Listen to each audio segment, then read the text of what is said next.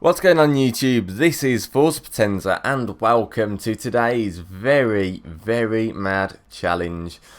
As you can see, it's going to be mad by the fact that I'm racing A around Top Gear, a circuit with a crossover point or two, and B, I'm driving the BMW Isetta bubble car thing.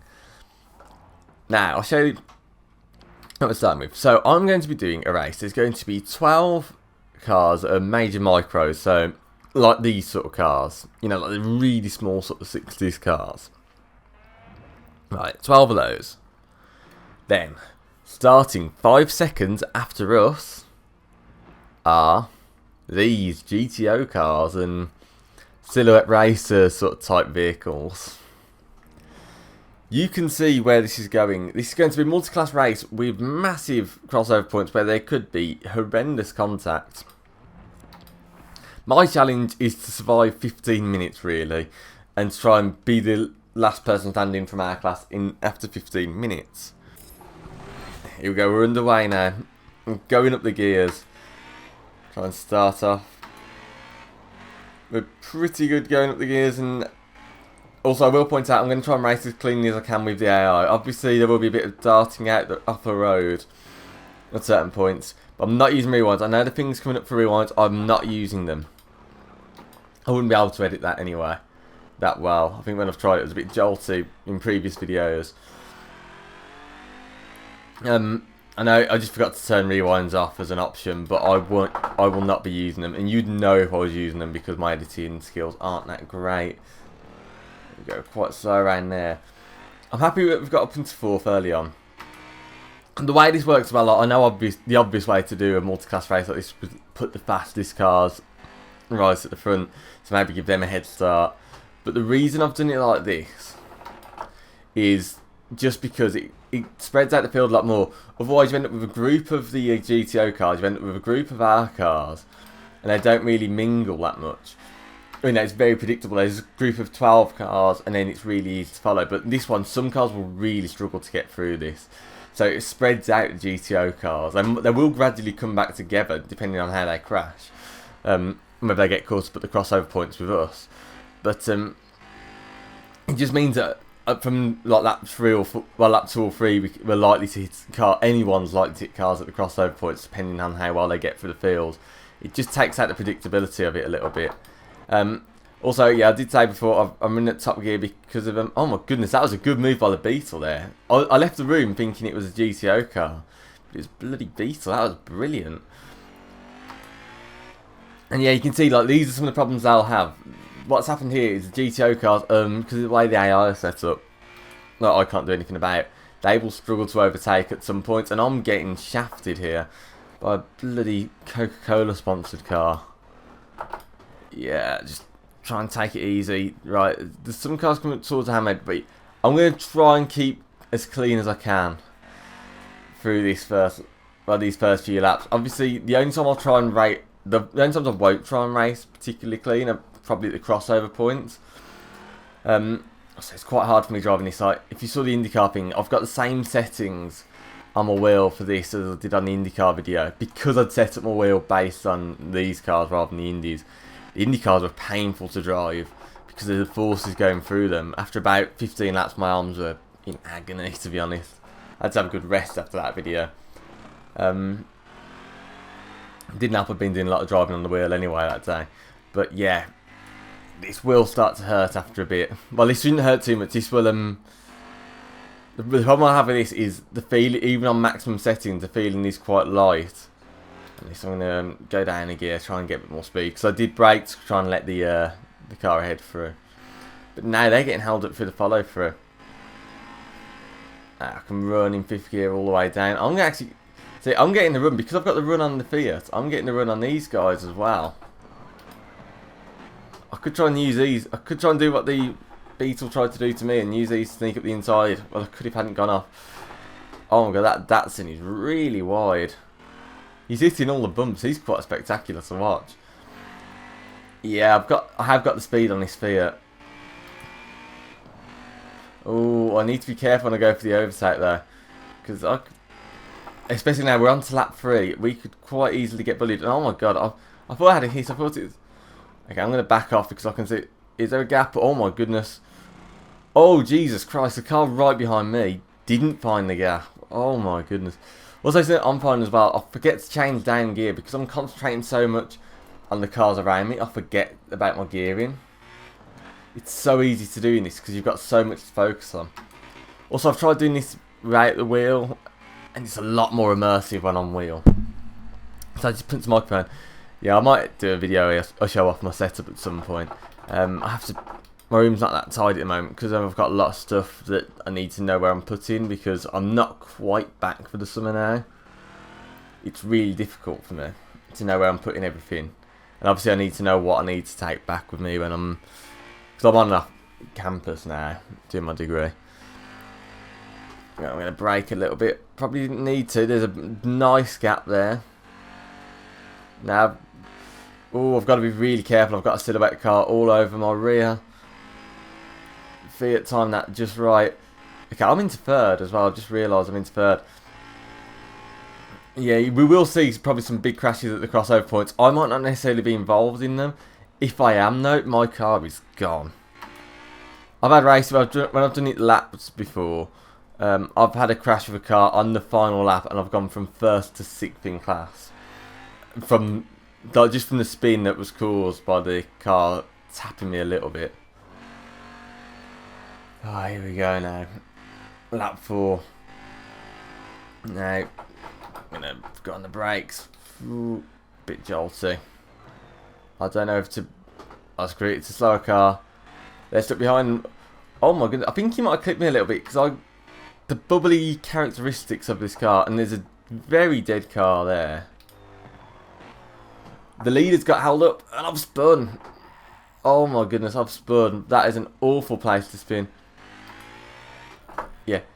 Oh my goodness, I could still take the lead even with that spin.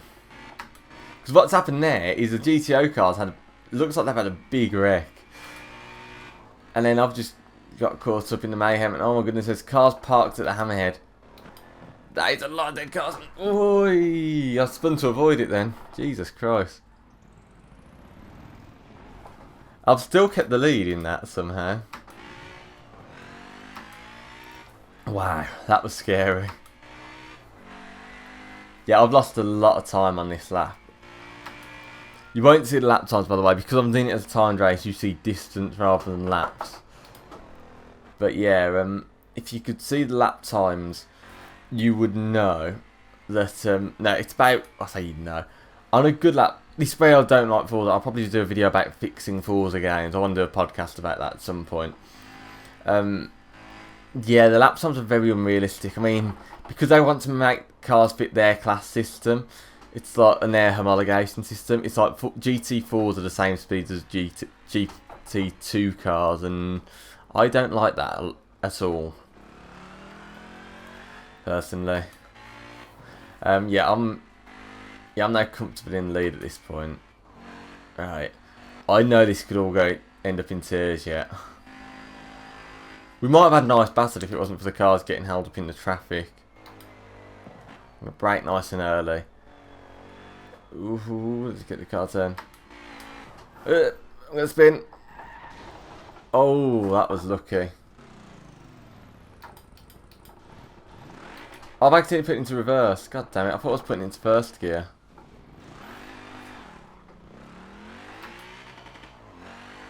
Yeah, now we're going to end up having a battle for first place by the looks of it. The car that was in second is now back behind me because of that spin.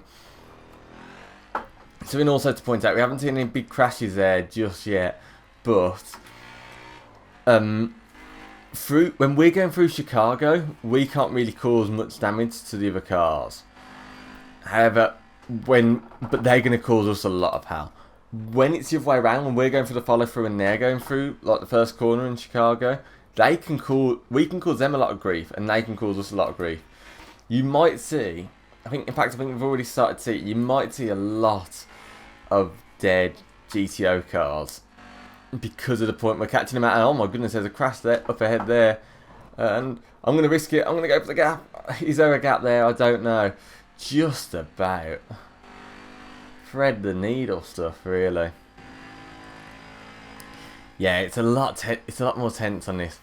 Also, because these cars have very bubbly characteristics, because they're lovely soft suspension cars to drive, and because they've got no wheelbase as well as the softest, suspension softer than bloody velvet. I'm gonna slide the car there. Yeah, you will find that the car, you have to bloody fight it when it does that. Yeah, one of the things you will find is that the cones have the potential to really screw us over. And even a gentle touch from the AI is really going to screw us over. That's just the way it is. Bloody hell. Is there a gap? Is there a gap? I'm hoping there's a gap. I'm going to go for it anyway. See, like that, then, because I was focusing on where the other cars were, I forgot to change gear. Okay, I'm going to brake now. Gentle. Yeah, we're in second gear. Decent through there. So, and this is what we mean about the broken GTO cars. The game's doing its equivalent of a yellow flag. Yeah, that's the GTO car that helped me gain first place, I believe. And now, oh, that kind of saved me a little bit there. Not gonna lie, that I thought that Ferrari was gonna muller me because they'll still stick to their braking points. Also, driver to aggression is not limited. I say it's not limited. You know, there's a setting to limit drive to aggression. It's on off. I'm taking my hands off the wheel. I don't know if I mentioned this in the previous video. If you spin the car, sometimes it's better to take your hands off the wheel. Yeah, this car's very liable to spinning because of the short wheelbase. I mean, I haven't done anything to the engine, but it almost feels like I have. There we go. You can see through there it takes us about as much time as the GTO car's been pacing it this way. And I'm about to lap a car and ooh, I'm amazed that didn't put me into a spin there. Okay, I've got 4 minutes to go. I've probably got 2 full laps and probably about a half lap to go at this point. I'm still comfortably in the lead. That's the first bit of contact I've had, and it's just trying to judge a back marker when approaching at speed. It would have been quite hard for me to stand on the brakes because I'm not running ABS. I'm running traction control. The only reason I'm running that is probably doesn't make a difference. I wish Forza had an authentic setting for, you know, like Project Cars. It's like you can have your team radio as authentic. So saying, well, if you would have had a spotter in this, yeah, oh my god, that car just got mullered then. I had the best view in the house of that crash then. Bloody hell. But he's kept it going. That's what I find remarkable. The brake's not. Yeah, I'm forgetting that you have to be a lot harder on the brake pedal on this because it's a Logitech wheel. Basically, if you've never owned a direct drive wheel, it's very realistic in that if you've ever driven a car, a brake pedal is always a lot stiffer than an accelerator pedal, or if it's in a good car. I think there's a reason behind it. I think if your brake pedals are hard, don't quote me on this. I might put some link to it, but I believe in a real car, I'd imagine the reason that a brake pedal is so much stiffer is because of the hydraulics. It's essentially hydraulics brakes, and it's a fluid that keeps the pressure up. That's why that's why I think when you bleed your brakes, it's a lot better. I'm going to go quite slow, trying to overtake this guy. And you can see he's in temp. He's just wrecked his car. He hasn't lapped me or anything. I think I've been lapped by a few of the GTO cars, but yeah, I think I've been lapped by this one. Yeah, he lapped me a few laps ago, but he's obviously had a collision. I wonder if he's had a collision with the that Datsun thing I've just overtaken. Yeah, right, I'm gonna go on the brakes. Caution ahead. It's because he can't get the speed out. He's hit something head on, I reckon. He's screwed his engine. Yeah, that's the car that just got screwed by going into that beetle. So he's doubly dead now. Alright, I'm gonna try and find the gap. I'm gonna risk it. That was probably not as close as I thought it was. Zach Speed car. I think he's got significant damage, to be honest. It'll probably be about this point next lap. No, it'll probably be I'll probably be finishing the race at the crossover point, to be honest. Now with that spin, I won't get to do another 4 laps, so I'd like to get to part way to the next crossover point, or to the first crossover point on the next lap. but that might not happen. There we go. Ooh, the car's sliding a little bit. But yeah, I've survived this relatively well. I haven't even seen that many big crashes, to be honest. It's been quite a fun race, though. We've got less than a minute to go. I wish I could just do another full lap, to be honest. I wish it would be like a fun lap sort of thing. I'm gonna go for it. Oi! Oh my goodness. I probably didn't need to go for it then, but I just wanted to. Yeah, 9th is nearly a lap up on 12th. My engine is also damaged now. Is it? Oh no, it's just because I was in a high gear. Jesus Christ, I thought my engine was dead then. That's it. You're trying to get up the inside of me. Right, I've got 25 seconds to survive. I probably that's probably me for this race now. I'm probably gonna have quite a quiet one to the end. Yeah, less than 20 seconds left. Let's just not get screwed too much. The silhouette car is pretty dead. He only was having speed on me, I think, because of the so I do love the damage on this. Yeah, we're gonna just about finish this lap now. We've got a few seconds left to go. Nothing right behind us, I don't think. We are going to take victory, and I've just punched the microphone again. I'm sorry. I can't do much about that. But yeah, I mean, I can't scroll through it because I'm on my wheel, and I can't scroll. That's one thing I don't like about this. It's almost like you're one button short on Logitech sometimes. But then again, I assume all wheels feel like that. Because you need like the right hand, well, the analog stick to scroll this, but I can't scroll on my wheel. So yeah, we can't see what the winning time was unless I. Hang on, I've just had a thought. I've got away, I think.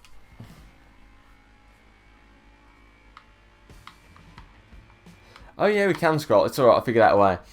So the winner's an 18.1 miles over the 15 minutes.